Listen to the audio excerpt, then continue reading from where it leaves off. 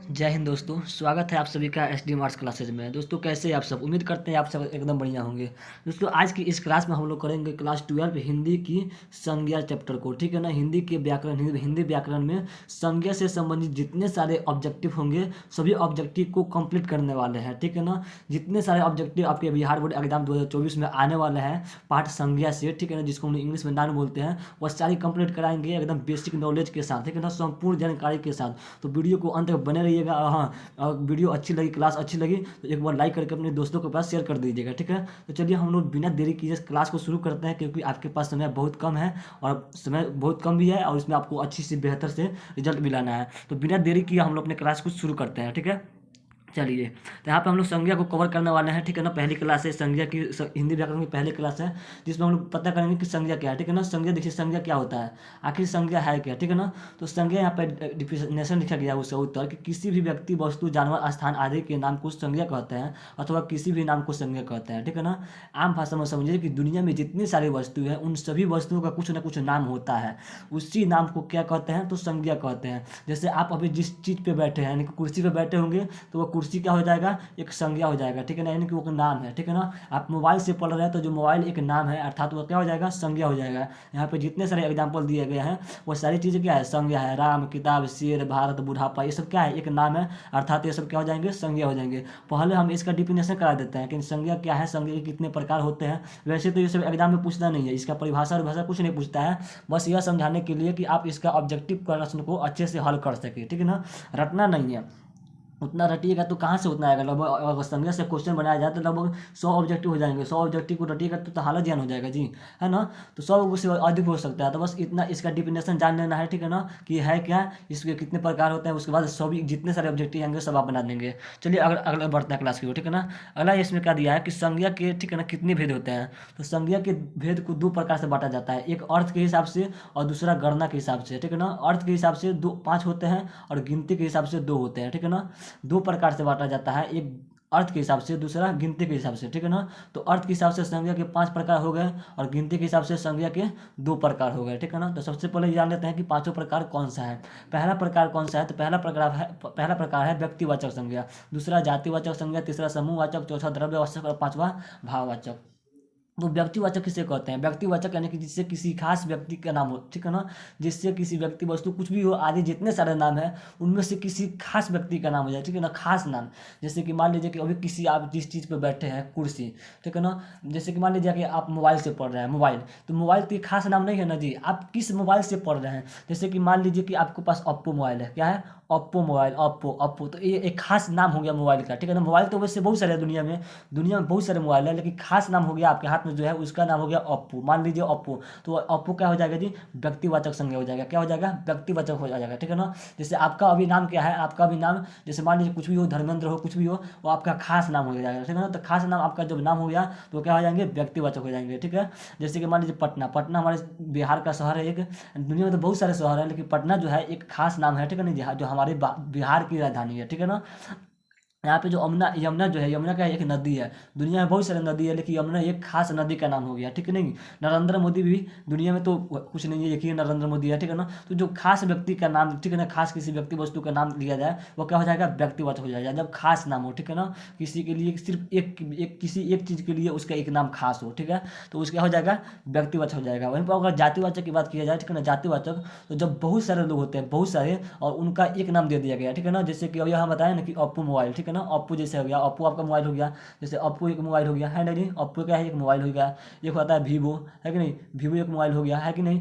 यहाँ पे आता है रियलमी, रियलमी हो गया, रेडमी हो गया, सैमसंग हो गया, है कि नहीं जी, या वोडाफोन हो गया। ये सब क्या हो गया जी, और अलग अलग तरह के मोबाइल हो गया। लेकिन सबको क्या बोलते हैं, सबको हम लोग बोलते हैं मोबाइल। सबको क्या बोलते हैं जी, सब तो मोबाइल है ना जी, सब तो मोबाइल है, लेकिन इसका जो अलग अलग नाम है वो हो जाएगा व्यक्तिवाचक। लेकिन इन सबको मिलाकर एक नाम दे दिया गया, यानी कि मोबाइल, तो ये मोबाइल क्या हो जाएगा, जातिवाचक। उम्मीद है कि समझ में आ गई होगी। यानी कि जब किसी चीज़ का, ठीक है ना, एक खास नाम नहीं देकर, मतलब बहुत सारी चीज़ हो और उसका एक नाम दे दिया जाए। ठीक है ना। वो क्या हो जाएगा, जातिवाचक हो जाएगा। जैसे कि देश, देश तो दुनिया में बहुत सारे हैं, देश तो बहुत सारे हैं, लेकिन सबको एक बार में कहा जाए तो देश, ठीक है ना। जैसे भारत अलग हो गया, अमेरिका अलग हो गया, जापान अलग हो गया, ये सब जो अलग अलग नाम है ये व्यक्तिवाचक हो जाएंगे, और उन सबको एक नाम में कहा जाए तो देश, वो क्या हो जाएंगे, जातिवाचक हो जाएंगे, ठीक है। वह जातिवाचक हो जाएंगे। उम्मीद है कि समझ में आगे होगी, यानी कि पूरे जाति भर का बोध हो, ठीक है ना, पूरे जाति भर का बोध करा दे, वह जातिवाचक हो जाएगा, ठीक है। अगला क्या है, अगला है समूहवाचक संज्ञा, ठीक है ना। अगला क्या है, समूहवाचक संज्ञा, ठीक है ना, ध्यान दीजिएगा। अगला है समूहवाचक संज्ञा, समूहवाचक। तो समूहवाचक किसे कहेंगे, ठीक है ना, समूहवाचक किसे कहेंगे, यानी यहाँ पे नाम से ही पता चल रहा है, समूह यानी कि जिससे पूरे समूह भर का बोध हो, ठीक है ना जी। यानी कि जब कोई एक झुंड रहता है, ठीक है ना, जब कोई झुंड रहता है, उस झुंड का कोई एक नाम दे दिया गया। जैसे कि मेला, मेला जो है, मेला यहाँ पे ध्यान दीजिएगा, मेला जो है यहाँ पे क्या होता है, बहुत सारे लोग होते हैं ना जी। मेला किसी एक आदमी से हो सकता है, मेला अगर बोलते हैं कि भाई यह मेला है, यहाँ पर कोई मान लीजिए कोई एक आदमी है, जैसे आप ही है, आप बोल दिया जाता है कि भाई यह मेला है, तो ऐसा हो सकता है, नहीं हो सकता है। बहुत सारे लोगों का झुंड होता है मेला में, होता है कि नहीं। सैनिक में बहुत सारे लोगों का झुंड होता है। जब कोई सभा होता है, सभा नाम से ही पता चलता है, सभा यानी कि भाई बहुत सारे लोग होंगे वहाँ पे। क्लास यानी कि वर्ग, वर्ग जो है वहाँ पे नाम पे ही पता चलता है कि भाई बहुत सारे बच्चे होंगे, तभी तो एक वर्ग उसको कहा गया है कि नहीं। तो जिससे समूह का बोध हो, ठीक है ना, वो क्या हो जाएगा, समूहवाचक हो जाएगा। क्या हो जाएगा, समूहवाचक हो जाएगा, ठीक है।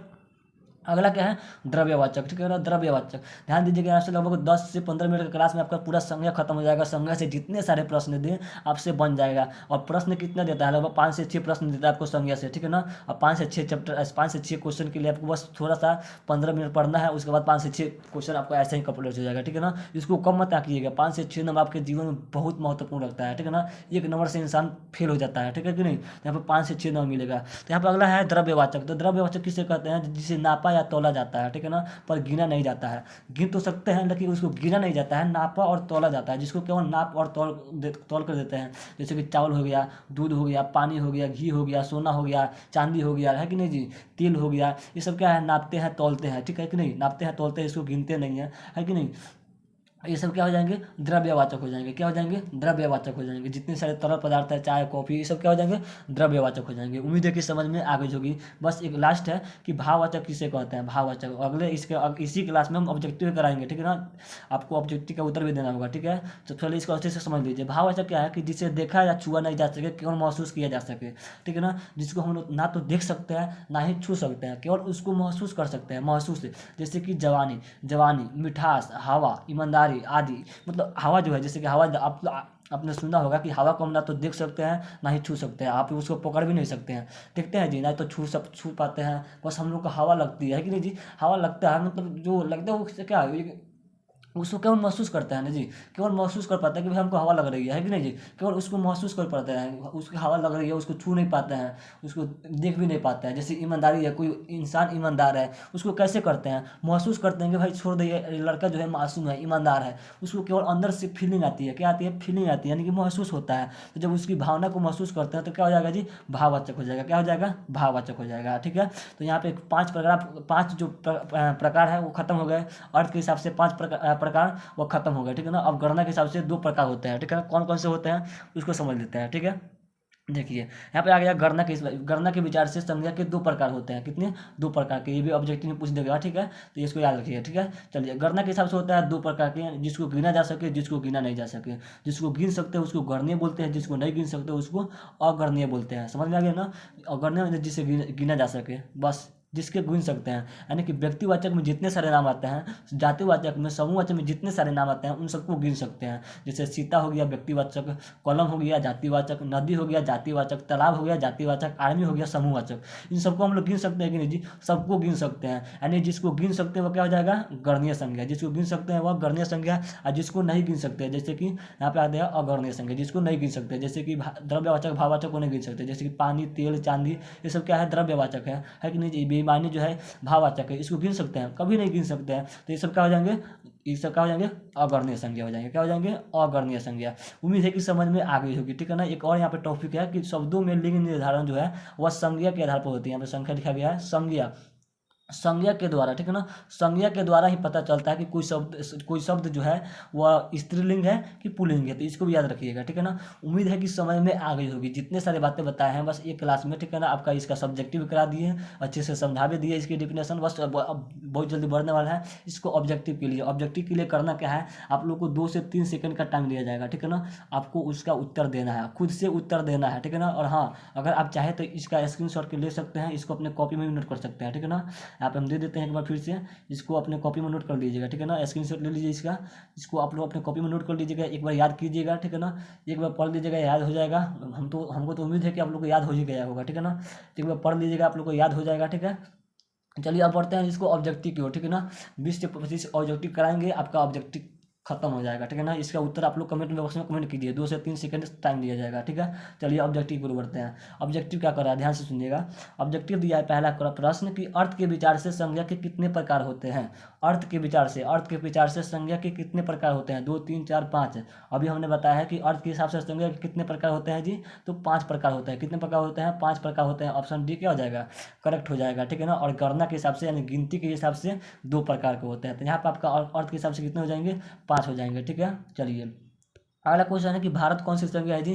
तो भारत कौन सी संज्ञा है जी, एक खास नाम है कि नहीं, भारत का है एक खास नाम है। तो जब खास नाम का बात आ गया तो क्या हो जाएगा, व्यक्तिवाचक हो जाएगा। समझ में आ रहा है कि नहीं, उत्तर सही दे पा रहे हैं कि नहीं आप लोग, ठीक है ना। कमेंट बॉक्स में कमेंट उत्तर कीजिएगा, ठीक है ना। उत्तर को कमेंट कीजिएगा, ठीक है।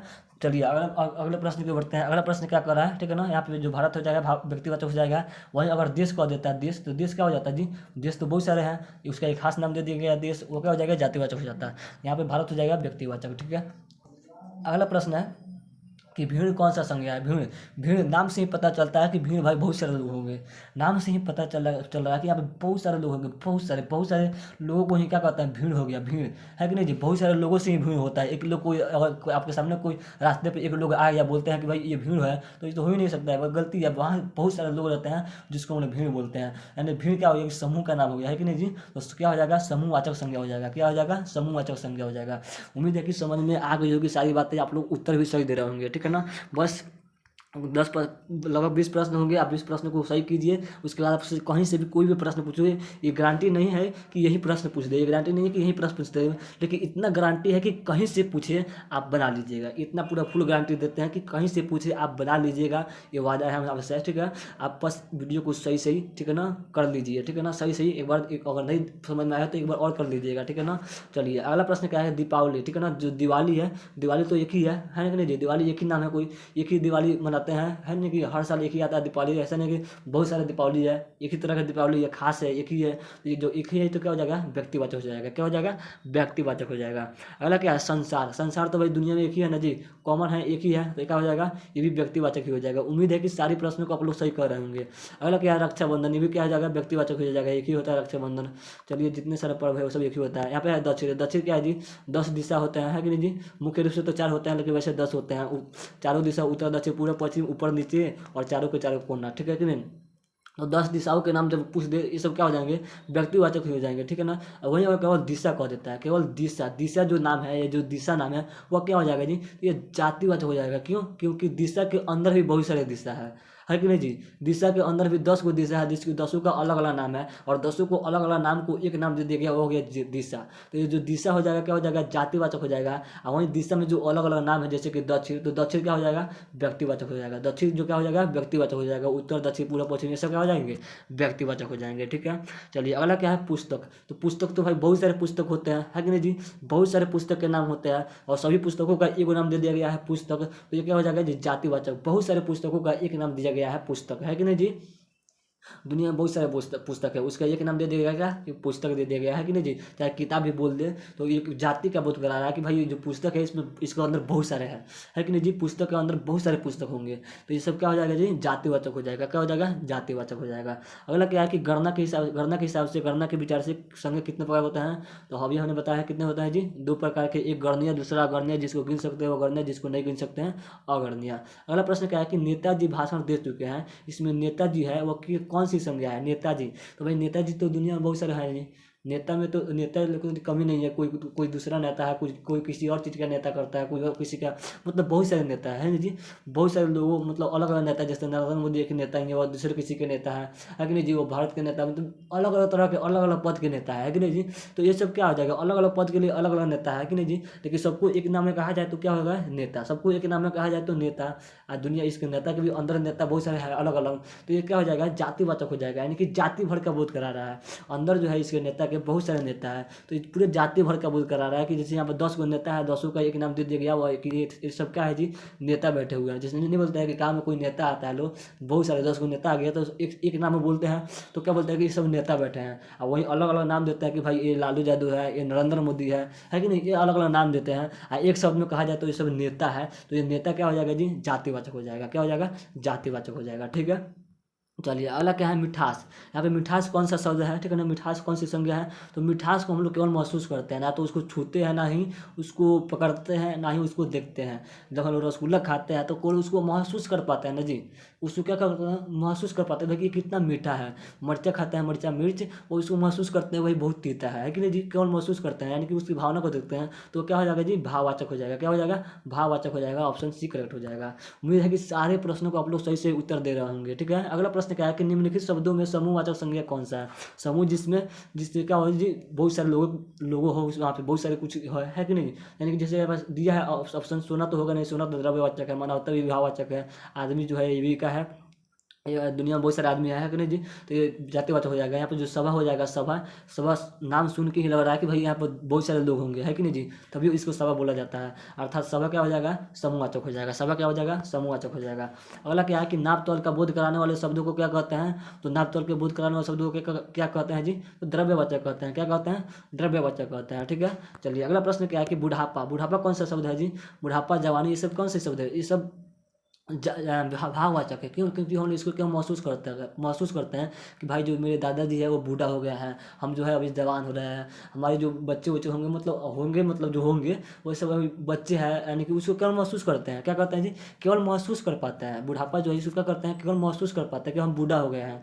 तो जो जिसको महसूस करते हैं क्या हो जाएगा, भाववाचक हो जाएगा। तो ये क्या हो जाएगा, ये भाववाचक हो जाएगा। अगला है कि हिंदी में शब्दों के लिंग निर्धारण कौन करता है। तो संज्ञा के द्वारा होता है। किसके द्वारा होता है, संज्ञा के द्वारा होता है, अभी बताया हमने। ठीक है, अगला है कि कुर्सी कौन सी संज्ञा है। तो दुनिया में बहुत प्रकार की कुर्सी है, सबका एक नाम कहा जाए तो कुर्सी, यानी कुर्सी के अंदर भी बहुत सारी कुर्सी है। अर्थात एक कुर्सी क्या हो जाएगा जी, जातिवाचक हो जाएगा। क्या हो जाएगा, जातिवाचक हो जाएगा। ठीक है, अगला प्रश्न है कि सचरित्रता का किस मूल शब्द से बना है। सचरित्रता, तो मैं आपको बता दूं कि सचरित्रता जो है वो चरित्र शब्द से बना है। किस शब्द से बना है, चरित्र शब्द से बना है। ऑप्शन बी करेक्ट हो जाएगा। ठीक है, चलिए अगला प्रश्न क्या कह रहा है, बस 4-5 प्रश्न और होंगे, ठीक है, इसको कंप्लीट कीजिए। अगला प्रश्न है कि चाय कौन सी संज्ञा है जी। तो ये द्रव्यवाचक है कि नहीं जी।